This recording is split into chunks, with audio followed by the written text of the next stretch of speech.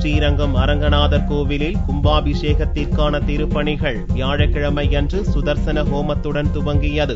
பூலோக வைகுண்டம் என்றழைக்கப்படும் ஸ்ரீரங்கம் அரங்கநாதர் கோவிலில் கும்பாபிஷேக விழா விரைவில் நடக்க உள்ளது. இவ்விழாவிற்கான திருப்பணிகள் வியாழக்கிழமையன்று துவங்கப்பட்டன. முன்னதாக ஆயிரங்கால் மண்டபத்தில் சுதர்சன ஹோமம் வளர்க்கப்பட்டு வேத மந்திரங்கள் முழங்க பந்தக்கால் நட்டு பணிகள் துவங்கின.